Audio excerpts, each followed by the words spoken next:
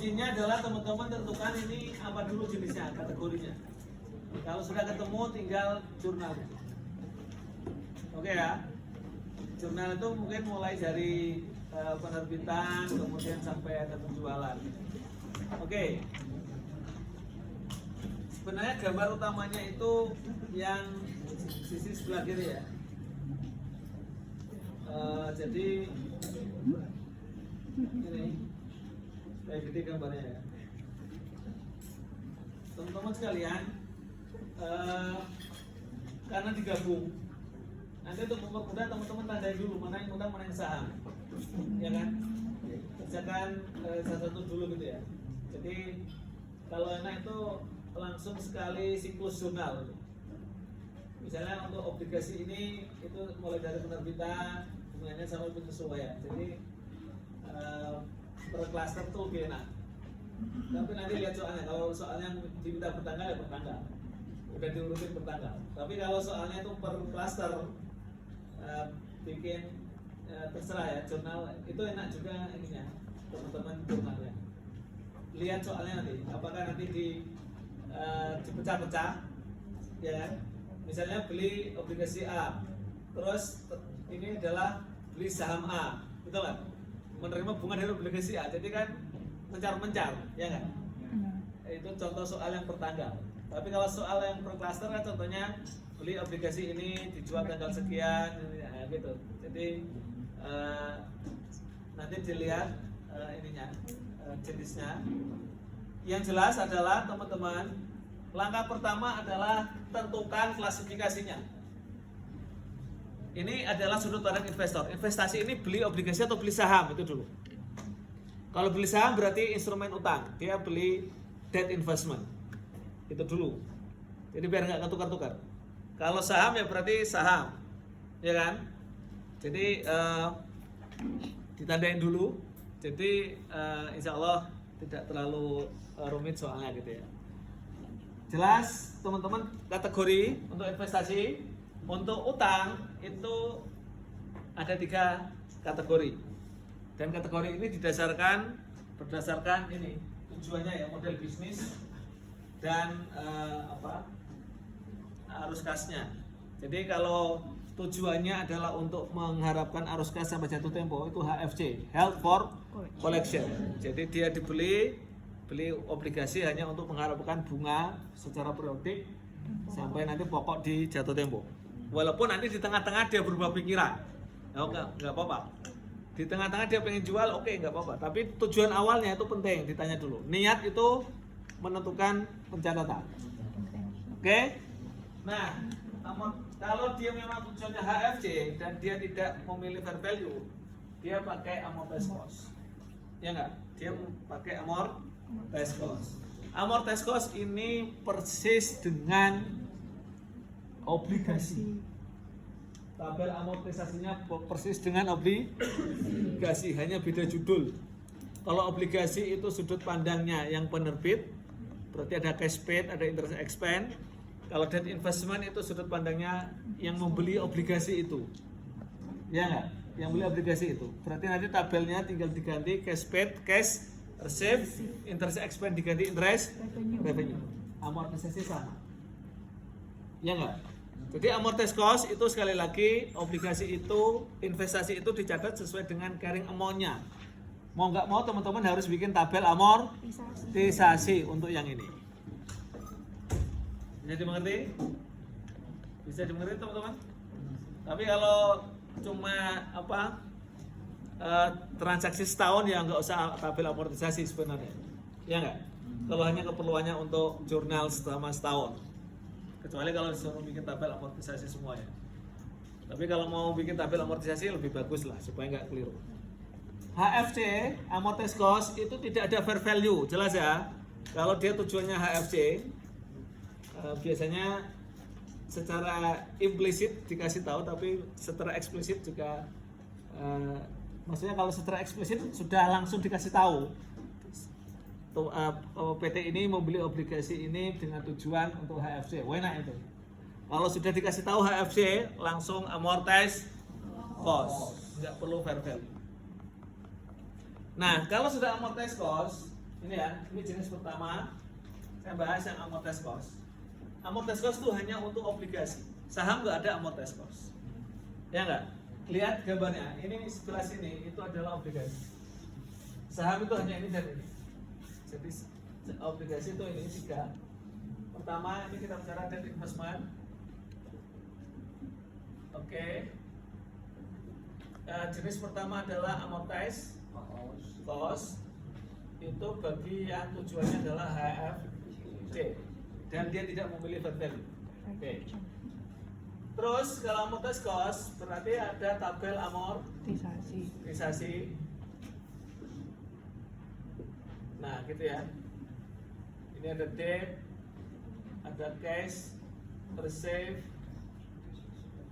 ada interest, revenue, ada amortisasi, dan ada carrying amount.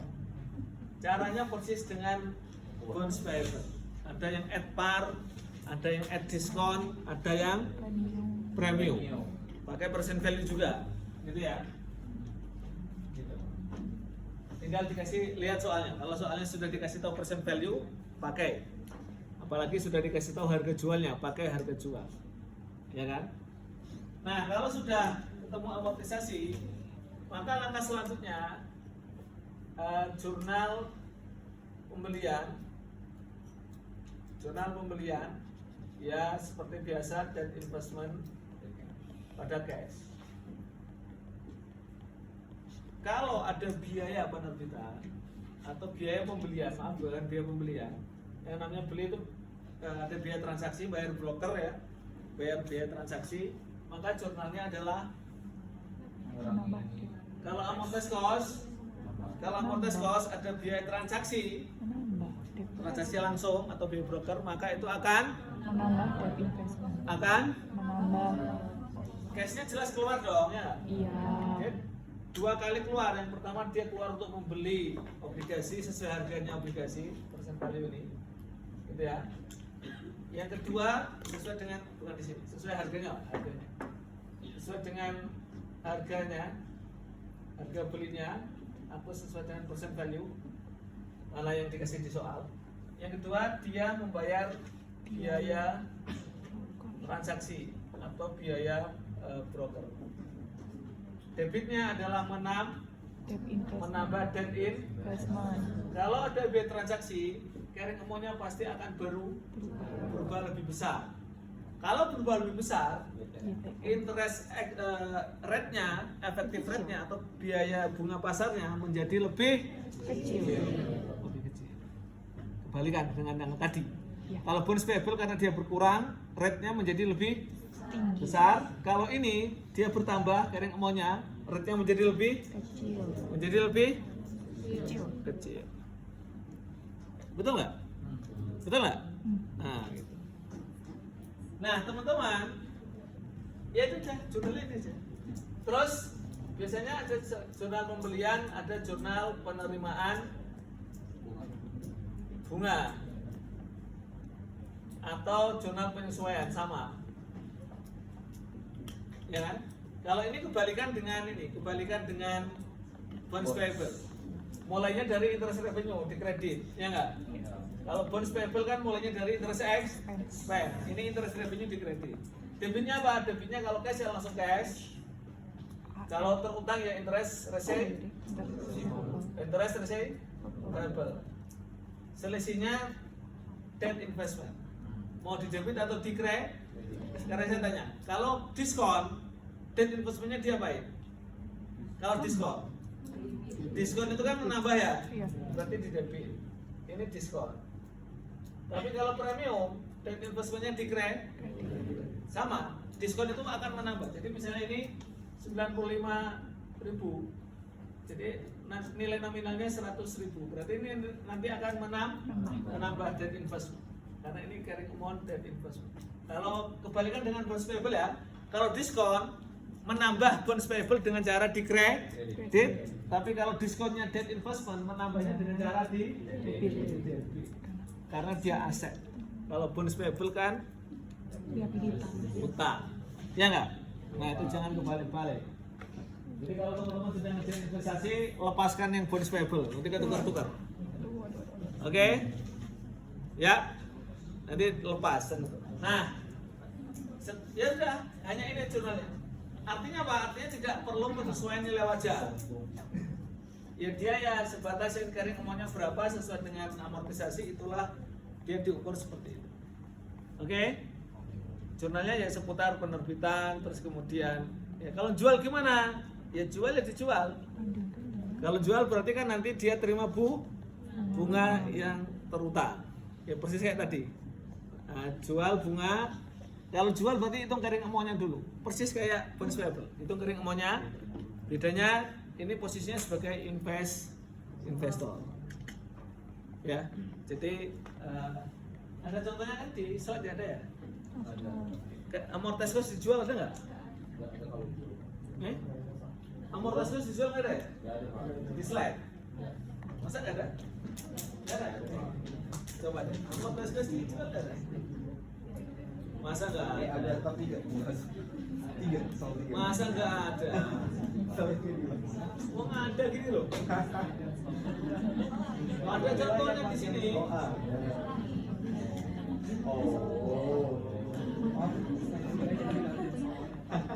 Enggak, di sini ada. Ya nanti tinggal dibuat aja ya nggak? Lupa. Ada contohnya semua di sini. Satu siklus ada contohnya semua.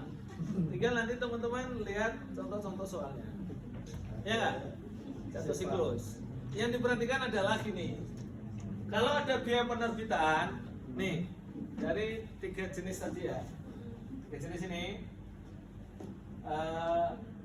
Biaya transaksi itu ada 2, saat pembelian dan saat jual. Nah, kalau amortisasi cost, caranya gimana ya, supaya enak ya?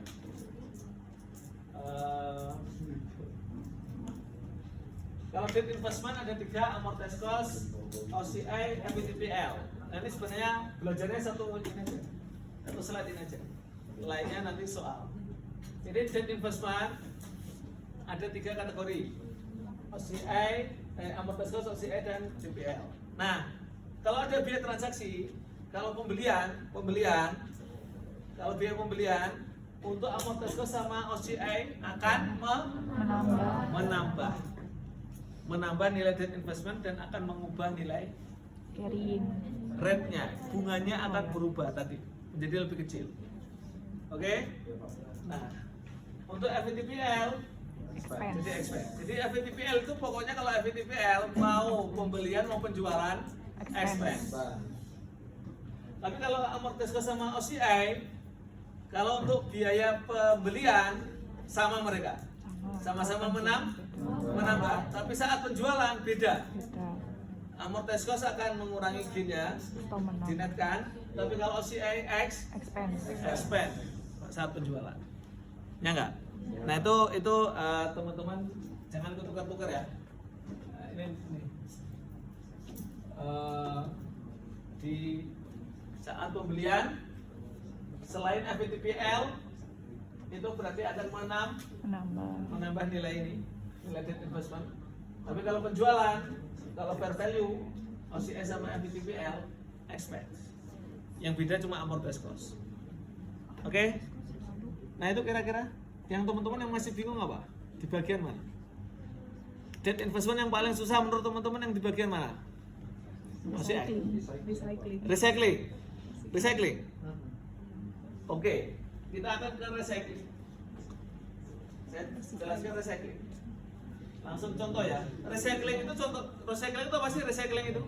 mereklasifikasi. Langsung ke soal ya. Yuk kita langsung ke contoh soal. Ini soalnya dipisahin sendiri teman-teman. Coba yuk. Nah lihat. Ini ada soal. Obligasi ini apa tujuannya? FCS. Berarti nanti dicatat sebagai fair value of OCI with recycling. Karena dia obligasi ya. Kalau ini enak ini dipisahin. Ini utang semua ini. Soal nomor 4 utang semua. Maksudnya debt investment semua. Fokus ke utang. Soal nomor 5 equity investment semua. Enak. Lah nanti digabung. Ya tinggal dipilih aja, kerjakan yang mana dulu ya nggak? Tidak harus urut. Tapi kadang kayak pressure gitu kan Pak, kena pressure. Ya. Nah, Kayak tuk. oke lihat. Iya nggak sih? Nah, teman-teman, saya fokus ke obligasi PT Rinjani karena dia sudah ada ininya. Obligasi PT Rinjani itu HFCS, ya nggak? Iya. Kalau Papandayan, nah HFC. bisa lagi Papandayan. Papandayan apa? Amortisasi. Karena dia HFC, Amortize. cost. Nah, sekarang kita fokus ke yang Rinjani. Rinjani itu sudah ada saldonya dan dia dijual di sini, betul nggak? Ya nggak? Recyclingnya itu saat dijual. Fair value OCI with recycling. Kata-kata with recycling, recyclingnya itu hanya saat dijual. Nah, sekarang kita lihat obligasi PT Rinjani sebelumnya ada fair value adjustment nggak dia? Ada. Di data awal ada fair value adjustment nggak? Ada. Fair value adjustment itu selisih antara cost dengan fair value, antara carrying amount dengan fair value. Ada selisih? Ada. Debit atau kredit? Kredit. Minus 50 kan Pak itu? Teman-teman masih bingung ya bedain antara debit kredit. Gini, kapan fair value adjustment itu di debit? Menang. Bayangin, fair value adjustment itu pasangannya unrealized. Kalau fair value adjustment di debit itu pasti untung karena pasangannya unrealized gain, di kreditnya gain. Kalau fair value adjustment itu adalah di kredit berarti lagi rugi karena pasangannya debitnya unrealized loss. Ya nggak? Cara bayanginnya gitu. Betul. Ini untung atau rugi dulu? Untung itu terjadi ketika fair value melebihi carrying amount, itu berarti untung. Tapi kalau rugi itu berarti fair value-nya turun. Iya. Ya nggak? Itu loss. Kalau fair value-nya naik itu berarti Untung. untung. Berarti fair value adjustment-nya di debit, itu untung. Karena kreditnya unrealized gain. Jadi mengerti? Ini gain atau loss? Loss. Berarti fair value adjustment-nya di kredit. Berarti kita punya fair value adjustment kredit, saldonya kredit sebesar, ini saldo awal yang diketahui, saldo awal. Saat dijual, langkah pertama saat dijual, ketika ada penjualan apapun itu ya, terutama debt investment.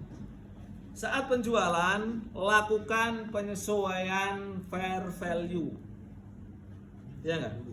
Hitung saldo fair value adjustment terakhir. Sesuaikan fair value. Nah, teman-teman, lihat. Saya ulangi lagi. Costnya berapa tadi? Costnya carrying amount-nya? 78. Carrying value-nya berapa? 7.800.000. Carrying value-nya berapa? 78. Itu posisi carrying amount per kapan? 31 Desember 2024. Berarti kalau dijual 1 Juli 2025, berarti teman-teman cari carrying amount per 1 Juli 2025. Berapa itu? Cari dulu carrying amount-nya, kemudian bandingkan dengan fair value-nya nanti. Ya nggak? Saya ulangi lagi. Karena dia HFCS itu tetap ada amortisasi. Bedanya dengan amortized cost, nanti kalau di akhir periode HFCS disesuaikan dengan nilai wajar, selisihnya masuk OCI. Ya enggak? Kalau amortized cost nggak perlu penyesuaian nilai wajar. Persamaannya sama-sama diamortisasi. Berarti teman-teman cari dulu amortisnya berapa, carrying amount-nya. Oke? Karena teman-teman tidak dikasih tahu ini berapa nilai nominalnya, berapa interest expense-nya, betul kan? Teman-teman langsung dikasih tahu nilai informasi matangnya. Terakhir berapa tadi carrying amount terakhir? 7,8 ya? Iya. Berarti ada amortisasi dari 7,8 dari 31 Desember ke 1 Juli selama 6 bulan ada amortisasi. Pertanyaannya, amortisasinya ini diskon atau premium? Itu diskon. Kalau diskon menambah, kalau premium mengurangi debt investment. Jelas? Ya. Ini amortisasinya diskon atau premium? Diskon. Itu diskon. Lihat dong. Diskon. Yang namanya amortisasi kan berarti harus tarik bunganya dulu dong. Diketahui bunga terutang berarti interest payable. Sebesar berapa? 360 juta interest payable. Dan interest dan amortisasinya sebesar berapa? 30 30 juta. Berarti interest revenue-nya berapa? 330. 3 Oke. Nah, ini menarik soal. Ini, oke. 390. Langsung kita ke jurnal 1 Juli. nggak sih? 390. Sebelum menjual urutannya sebelum menjual, cari carrying value. Ya nggak? Carrying value. Nah, carrying value itu didapat dengan cara amortisasi. Betul ya? Pertanyaannya ini apakah ini amortisasi diskon atau premium? Di soal bilangnya apa? Karena kan teman-teman nggak tahu nilai nominalnya berapa. Di soal langsung dikasih tahu ini adalah amortisasi diskon. Kalau amortisasi diskon itu jurnalnya polanya pasti begini kalau untuk debt investment. Ya. Di debit. Karena dia diketahui bunga terutang saat itu berapa? 360. 360, ya kan? Asumsi langsung dibayar, berarti dia akan terima cash 360 juta, betul nggak? Terus dia adalah amortisasi apa tadi? Diskon. Kalau debt investment di amortisasi diskon, diapain? Debit atau kredit? Debit. Debit atau menambah atau mengurang dulu lah? Menambah. Diskon itu menambah atau mengurang? Nambah. Mau bonds payable, mau debt investment, yang namanya amortisasi diskon itu menambah carrying amount. Bedanya kalau bonus payable, bertambahnya carrying amount itu dengan cara mengkredit bonds payable. Tetapi kalau bertambahnya carrying amount-nya debt investment dengan cara mendebit debt, ini berarti diapain debt investment? Debit atau dikredit? Debit. Debit atau dikredit? Amortisasi diskon? Debit. Debit, karena Menambah. diskon itu menambah. Kalau premium Kurangi. berarti jurnalnya cash pada ini debt investment sebesar 30. 30 kan? Ya nggak? Iya. Nah, berarti ini adalah interest Revenue-nya 390. revenue 390. Bisa dimengerti. Dengan jurnal seperti ini, maka carrying amount debt investment obligasi Rinjani yaitu per 1 Juli 2025 menjadi yang asalnya 78 miliar ditambah 30 juta. ditambah 30. 30. Tadi apa? 7,8 apa tadi? Miliar ya? Betul ya? Ditambah 30 juta menjadi 78 30. Ini adalah carrying amount 1 Juli. Betul? Ya. Ya. Bandingin dengan fair value debt investment 1 Juli. Berapa? Berapa? Berapa? Di soal. Nah, 78. berapa fair value-nya? Coba 50. Harga jual obligasi Sama dengan fair value. obligasi. Harga jualnya 785. 10. Ini sama dengan fair value. Kadang ada yang tidak sama. Iya. Pokoknya pedomannya adalah bandingkan carrying amount dengan fair value, bukan dengan harga jual. Dengan fair value. Kebetulan di sini fair value-nya sama dengan harga jual. Saya ulangi lagi, kalau ada soal tentang fair value OCI, kalau dia mau dijual, langkah pertama cari dulu carrying amount dengan melakukan amortisasi, ya kan? Halo? Sudah? Caranya amortisasinya seperti ini. Kalau sudah ketemu amortisasi berarti ketemu carrying amount atau carrying value per 1 Juli. Setelah itu bandingin dengan fair value-nya. Fair value-nya adalah 7850. Oke. Naik atau turun? Naik. Naik atau turun? Naik. Kalau naik berarti untung atau rugi? Untung. Untung atau rugi? Untung.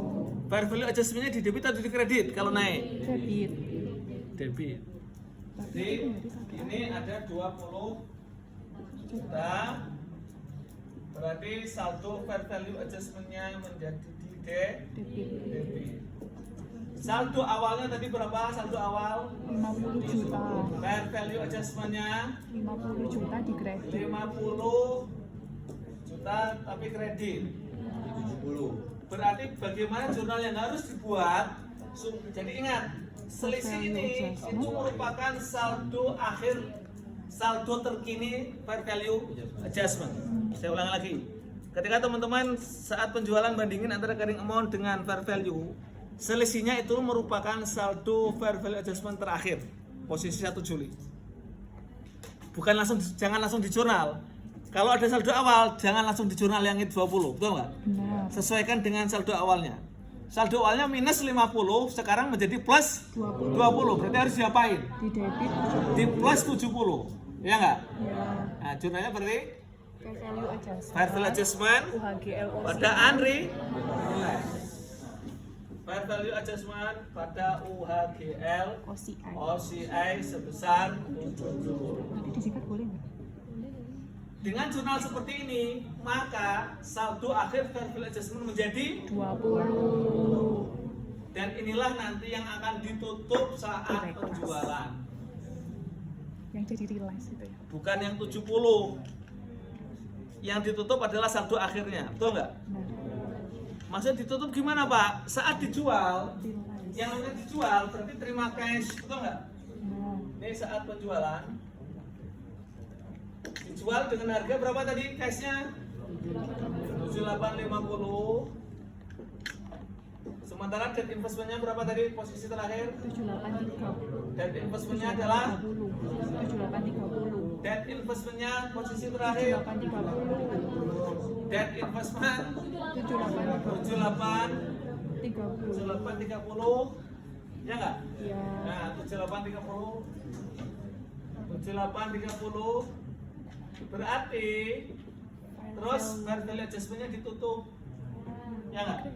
Fair value adjustmentnya ditutup, Di kredit oke? Ditutupnya saldo terakhir apa saldo terakhirnya? 20. Di debit. 20 deh. Debit. Nah, berarti dia ditutup kredit. Oh, pas. Karena harga jual Betul. sama dengan fair value. Nggak ada gain atau loss di sini. Nggak ada. Nggak ada gain atau loss. Kenapa? Karena Fair value. harga jual sama dengan Fair value. fair value. Coba harga jualnya saya ganti. Bukan 7850, tapi harga jualnya 7890. Untung. Maka akan ada Gain. gain kan? Gain. Ada akan gain berapa? 40. Jelas. Selama harga jual sama dengan fair value, tidak akan ada gain atau loss karena sudah diakui disesuaikan dulu di fair value. Bisa dimengerti? Halo? Pokoknya fair value OCI kalau dijual langsung dijual. Tadi minimal ada berarti ada berapa jurnal? Ada 3 jurnal. Ada 3 jurnal ya? Malah 3 jurnal berapa ya? 4 jurnal ya? 4 jurnal. 4 jurnal ya. Jurnal pertama apa? Jurnal amortisasi ke carrying value, betul? Nah, Jurnal yang kedua adalah penyesuaian fair adjustment. Jurnal ketiga adalah penjualan, jurnal penjualan. Jurnal keempat adalah reklasifikasi, recycling. realize. Ya nggak? Ya. Gimana recyclingnya jurnalnya? UHGL pada realize. Kalau mau cepat, UHGL-nya pada realize, ya nggak? Ya. Ini OCI direklas menjadi realize Profit. PL langsung samain dengan value adjustment 20. Ini agak janggal karena langsung dari mana Pak 20 Pak? Padahal UHGL-nya awalnya berapa di sini? UHGL-nya awalnya berapa? 70 kan? Kok di sini ada 20? Awalnya 50. Nah, jadi berarti awalnya berapa tadi? 50 di kredit. AOC-nya 50 kan? Iya. Betul nggak? Nah, ditutup. Jadi dimunculin dulu. Jadi supaya kalau ini ditutup nanti jadinya pas. Maksudnya gimana Pak? Jadinya awalnya kan kita punya satu berapa nih? AOC berapa? 50 di 50. Debit atau kredit AOC-nya? debit. Tadi Tadi kan value. awalnya selisihnya 50 kan? Iya. Negatif kan? Iya. Kalau selisih negatif itu berarti kan unrealized loss. Iya. Jadi awalnya unrealized loss pada adjustment. Loss-nya ditutup ke AOC. Iya. Betul nggak? Iya. Jadi AOC pada UHGL loss. Sehingga muncul AOC 50. Betul nggak? Karena dijual AOC-nya harus dihilangin. Iya. Betul nggak? Iya. Berarti dibalik lagi. Jadi sebelum jurnal ini harusnya ada jurnal AOC. Kok AOC? Kembali UHGL. UHGL OCI pada AOC sebesar 50. Sehingga dengan jurnal seperti ini yang awalnya 70 kredit, terus kemudian ini ada UHGL 50 debit, ini UHGL 50 20, pas hilang dia. Ya nggak? Iya. UHGL-nya pas hilang, ya nggak? Jadi sebenarnya kalau di slide yang lama, jurnal ini nggak muncul. Jurnal untuk menutup AOC ini nggak muncul. Sehingga kalau di total, UHGL-nya nggak balance, betul nggak? Ini kok muncul kredit 70, ini kok ditutupnya yang cuma 20, betul nggak? Sebenarnya nutupnya, ya tadi, ini ditutup 20 supaya nanti balance. Karena sebelumnya sudah ada 50, berarti harus ditutup 20. Makanya kalau teman-teman bingung, ini kalau nggak bikin jurnal ini nggak apa-apa lah, nggak apa-apa. Kalau di kelas saya nggak bikin jurnal ini nggak apa-apa. Ya nggak? Maksudnya recyclingnya gampangnya untuk ngapalin, gampang ngapalin ya. Yang di recycle pokoknya sesuai dengan saldo fair adjustment yang ditutup. Ya nggak? Tapi kalau mau dijelasin, harusnya ada jurnal itu tadi. Kenapa kok cuma 20 Pak? Padahal ini ada 70, betul nggak? Ya makanya munculin dulu yang 50, betul nggak? Munculin dulu yang 50 dengan cara menutup AO yang awalnya AOC-nya itu saldonya debit dikreditkan. Jadi UHGL OCI pada AOC. AOC-nya hilang. AOC-nya hilang, ini 50. Berarti total OCI-nya UHGL-nya 50, ini 70, ini 70 hilang. Ya nggak? Lalu tapi kalau teman-teman langsung recycle realize ini boleh lah. Ini enggak, ini kan cuma penutup ya, satu penutup. Ini enggak juga nggak apa-apa. Tapi kalau mau lengkap ceritanya ini dulu baru. Lalu intinya recycling itu yang saldo AOCI di recycle, direklas ke laba rugi. Dia menjadi masuk ke laba rugi. Gitu. Oke? Harus latihan lagi, pelan-pelan. Nanti bisa di teman. Kan teman-teman pinginnya 7 kali pertemuan dibahas dalam satu tentir ini ya. Yang ngos-ngosan juga ini.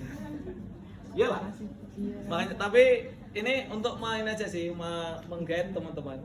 Overview. Untuk detailnya silakan nanti latihan. Ya nggak? Ini untuk meng-guide gambarannya seperti apa. Ya memang nggak bisa dari 7 pertemuan langsung Nggak bisa, Pak. satu ini. Oke ya? Siap. Itu yang paling rumit OCI itu sebenarnya.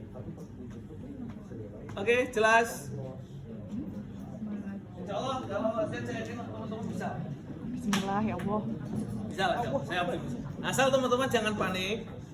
Waktunya 2,5 jam ya. Insya Allah cukup lah. Nggak 3 jam, Pak. Enggak, 150 menit.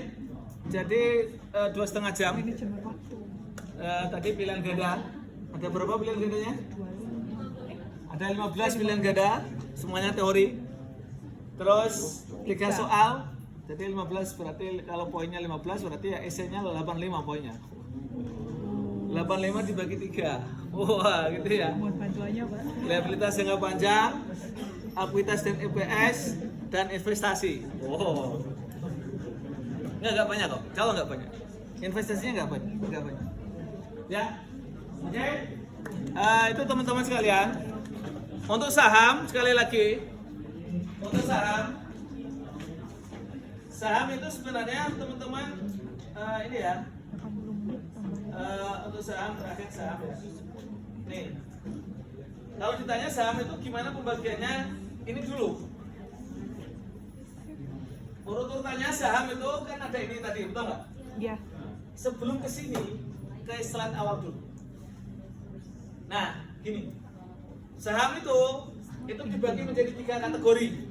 Tidak signifikan, yaitu kepemilikan kurang dari 20%, tidak signifikan. Betul nggak? Ya. Kalau dia tidak signifikan, pembagiannya ya baru yang tadi.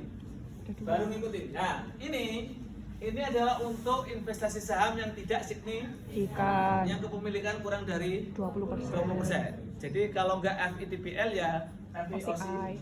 OCI option. Ya nggak? Ya. Kalau dia signifikan itu biasanya ditandai dengan kepemilikan 20 sampai 50% signifikan. Itu maka pakai equity method. Nggak pakai fair value lagi, pakai equity method. Tapi kalau dia sudah 50% ke atas, dia pakai konsolidasi Kasih. AKL. Ya nggak? Konsolidasi. Masih ingat konsolidasi? Udah sampai downstream, upstream? Iya Pak, sampai situ. Mantap. Ya kan? Kalau AKL kalau nggak salah 3 jam tuh AKL. Iya Pak, 3 jam kayaknya. AKL 3 jam. Karena banyak. Laporan konsolidasi. Oke, cukup ya. Di sini, jadi pembagiannya ini. Silakan teman-teman perlancar dengan cara, saya yakin ngerjain soal-soal itu cukup lah. Asal tadi pertama yang paling penting klasifikasikan dulu. Ini mana dulu nih? Ya nggak? Itu penting.